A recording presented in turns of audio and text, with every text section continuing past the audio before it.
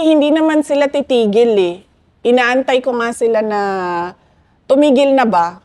Kasi paulit-ulit na ako nagsabi, hindi ako yung problema ng bayan. Ang problema ng bayan, korupsyon, kahirapan, kriminalidad, illegal na droga. Madami pang iba, kagutuman. Pero kayo po ang problema ni Martin. Ako ang problema ng makabayan, ng administrasyon ni BBM, ng asawa ni BBM mismo, ng anak ni BBM. Yan yung sinasabi ng taong bayan ngayon, 'di ba? Bakit tayo nakatutok sa paghabol kay Inday Sara? Ito ang listahan ng problema ng bayan.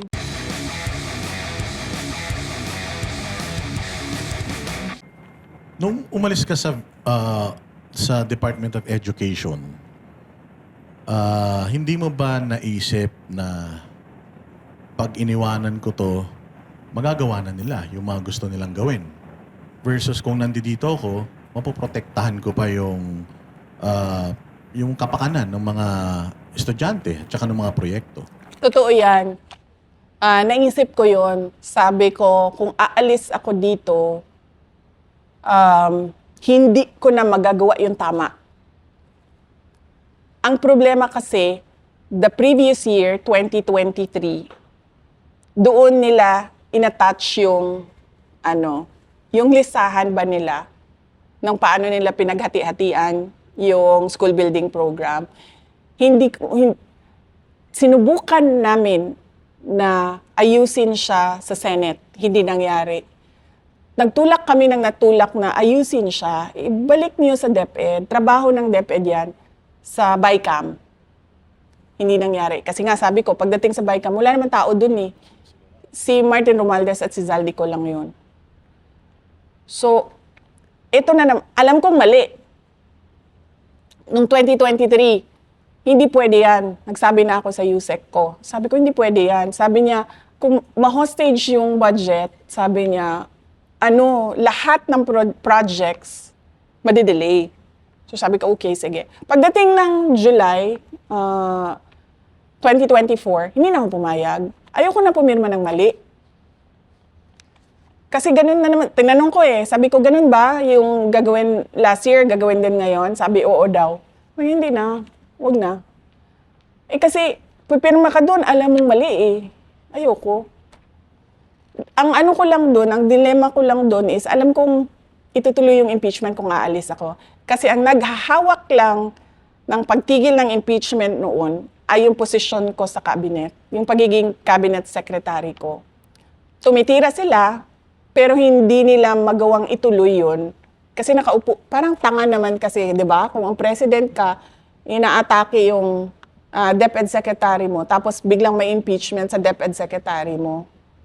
So, hindi mangyayari na merong impeachment.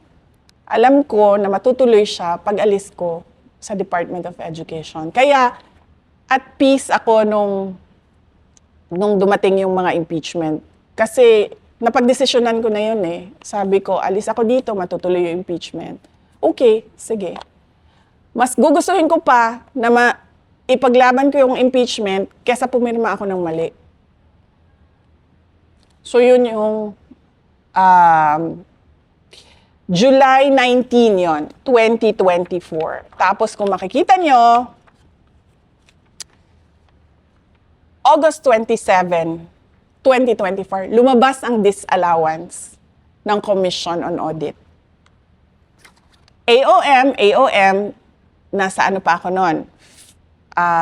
Admin.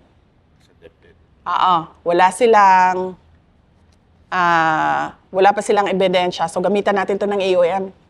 Umalis ako sa DepEd, nag-resign ako, lumabas ang disallowance. Ito yung ebidensya nyo. So yung pangalawang AOM ang nag-trigger nung notice of disallowance? Halo-halo na siya halo-halo na siya. Pero yung sa notice of disallowance, ito na lang yung mga parts na sinasabi namin, ito yung mga papeles dyan. So reconcilable siya? Meron kaming motion for reconsideration na parang tipong nasasagot ng mga submissions na ito yung hinahanap ninyo na supporting documents. At hindi yun sinasabi doon sa mga pagdinig sa Congress. Siyempre hindi kasi hindi sasabihin yun ng House of Representatives. Even nga yung credit notice ng Department of Education sa confidential funds, malinis na naayos yung submissions. Hindi nila binabanggit yan. Siyempre, ang kasi ng House of Representatives ngayon, sirain yung pangalan. Swerte na tayo kung ma-impeach siya. Dalawa yun sirain ang pangalan, i-impeach siya. So kung hindi man natin makuha yung impeachment, at least sirang-sira na yung pangalan niya.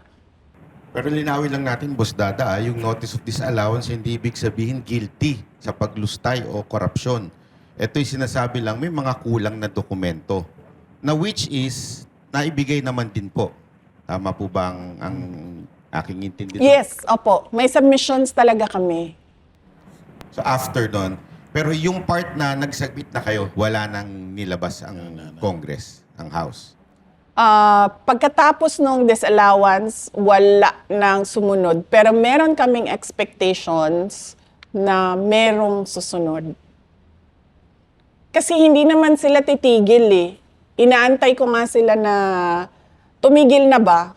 Kasi paulit-ulit na ako nagsabi, hindi ako yung problema ng bayan.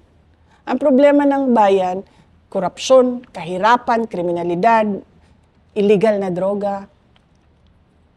Madami pang iba, kagutuman.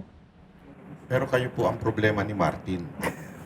Ako ang problema ng makabayan, ng administrasyon ni BBM, ng asawa ni BBM mismo, ng anak ni BBM. Yan yung sinasabi ng taong bayan ngayon, 'di ba? Bakit tayo nakatutok sa paghabol kay Inday Sara? Ito ang listahan ng problema ng bayan. Hindi po ba nakabag si BBM nung bumulong na I'll take care of you narinig nung asawa? Pwede Oo. Di ba? Kasi yung sumunod na, iba na tuturuan na siya kung paano magsinungaling. Oo. Hindi, tuturuan lang siya. Tuturuan ka namin. Hindi ko alam kung anong ituturo at sino si namin. Sino sila. Hindi ko naintindihan yun na part. Pero naintindihan ko yung mag-ingat ka. Kasi pag sinabihan ka ng tao na mag-ingat ka, hindi yung ingat, bye-bye, ingat, hindi ganun mag-ingat ka. So pag sinabing ganun, ibig sabihin may alam siya. Ba't hindi mo pinaulit sa kanya yung hindi mo naintindihan? Ay, hindi ba? Pag may sinabi sa'yo, hindi mo naintindihan, ano yun? Hindi mo ba? O Hindi ko siya ginanon. Hindi ko siya, ano yun? Hindi. Nakikinig lang ako sa bulong niya. Kung makikita niyo yan sa footage, nakikinig lang ako sa bulong niya. Hindi ko nga alam bakit nagbubulong May timeline nga yun Yung una, di ba, take care? O, tapos, na-outside na Kulambu siya. Kaya sila nag-meeting ni ma'am sa, kumain sa Davao. Tapos doon na siya, mag-ingat ka. Tuturuan kami. Mag-ingat siya sa asawa. Ano pa yung ibang mga instances na binubulungan kanya na hindi mo naiintindihan?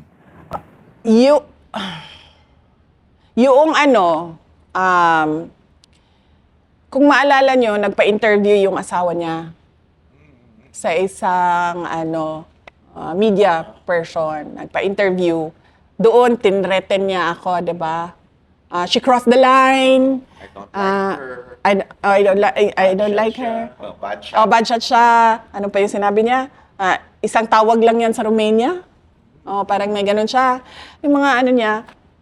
Tapos ako, parang nagulit ako noon. Sabi ko, bakit ito siya nakikialam sa trabaho? Trabaho ko. Ito pa yung before ako nag-resign, Tapos nagkita kami ni BBM noon. Graduation ng PNPA sa Cavite. Ito na naman siya. Bumulong na naman siya ng hindi mo maintindihan. Tapos, nakuha ko, narinig ko, galit Yun lang yung na-pick up. Ito na yung pangatlong bulong. Yes, eto na yung pangatlong bulong. Kasi 2024 na ito. 2024 ito, April or May. Hindi nyo ba naisip na pinagpaplanuhan kayo ng asawa? Parang galit na galit sa inyo yung asawa? Nilang lahat. Alam ko naman na galit yung asawa sa akin eh. Kasi noong hindi pa niya ako kilala, nag-miss-send yan sa akin, ang asawa niya. Hindi kami magkakilala ha. Isang beses, birthday ni BBM, September si BBM, di ba, no? Isang beses, matagal na ito, hindi kami magkaibigan, hindi kami magkakilala. Bigla yan ng message sa akin na, "Hi, this is Lisa, and Bongbong's birthday is coming up in September, ganyan. May I request a video from you? It would really cheer him up," ganyan. Sabi ko, naisip ko pa, okay, sige, BBM, Marcos, o sige, nagpadala ako ng happy birthday message. September yon. Come mga January, siguro nandun na yung pangalan ko sa, mga January, siguro 2021.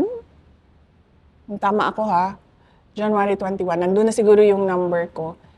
Siguro, madaling araw eh, 2:00 ng madaling araw. Tapos, biglang feel. Tapos merong link siya na pinadala sa YouTube. So, binasa ko. Sabi ko, 2:00 ng madaling araw, Lisa Marcos, feel. Tapos, may YouTube link. So, sabi ko, hack ba ito? O lasing ba ito? Tapos naisip ko, baka lasing to kasi 2:00 ng madaling araw eh. Diba? So, inopen ko. Pag-open ko nung link, speech ko. Nagsispeech ako sa Tapang at Malasakit. Nung taon na nanalo si PRD, tapos binuo namin yung Tapang at Malasakit. Speech ko yon doon sa BGC, sa Marquee Events Hall. Tapos, hindi ko siya sinagot. Kasi alam kong miss-send siya. Di ba? Kasi hindi naman tayo magkaibigan eh. Hindi tayo magkakilala. Tapos sasabihin mo, feel. Tapos link, sabi ko. Itong na ito, so hindi ko na pinansin. Tapos mga 1-2 days after, chinek ko yung kanyang message. Dinilit niya. 2. So sabi ko, tama nga. Ito? Miss-sent. Wala siguro sa tamang pag-iisip na. So, nakamisent, oo. So, sabi ko, tama nga. So, skin-recap ko yun. Ganyan. Pinapakita ko yun sa mga kaibigan ko. Tingnan nyo, may galit sa akin to. Ganyan. So, alam ko na yun. Alam ko na yun na hindi niya ako gusto. Kahit nung kampanya man, lahat naman ng malapit sa circle nila, kasi unity may, diba? So, pag nagkukwento sa akin, sabi niya, uy, tina-trash talk ka nung asawa.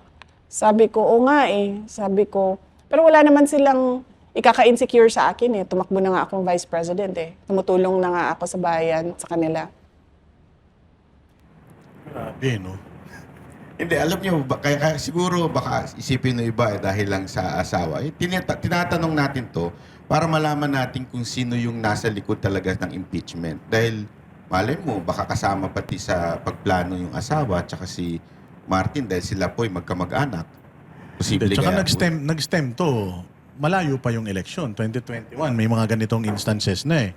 So, talagang, ginamit lang si VP, para sa akin parang ginamit lang talaga si VP para makaposisyon sila. And then, eventually, yun talaga plano nila. Kasi sa mga timeline na sinasabi ni Madam, makikita mo talaga Tapos makikita mo kung sino yung mga inactivate nila para gawin ito. Hindi nila kayang gawin on their own eh. So, inactivate nila yung may galit sa inyo. Which is makabayan. Di ba? Oo. Nagsama-sama sila. Tsaka yung dilaw. Yung mga yellow. Yellow-pink. Ano bang dyan? Isa lang naman yan sila, di ba? Yellow tsaka pink. Oh. yellow tsaka red, pinaghalo. Naging pink. Yung mga yellow-pink. Yan din yun. Kasi sa kanila yung nanggagaling yung brat, galing yan sa yellow. Siraulo, galing yan sa yellow. Lustay, galing yan sa yellow. Yung narrative na ganyan, malalaman mo kung kanino siya galing. Kasi makikita mo saan siya lumalabas sa internet So galing siya sa... so ano yan? Makabayan, BBM, administration, tapos pink, yellow, red. Dumadami yung kulay nila Pink, yellow, red So yes, pink, yellow, red. Tapos meron pa yung isa So, 4. May dalawang pinupukol sa inyo pagdating. Ay, actually 5. 5 yan.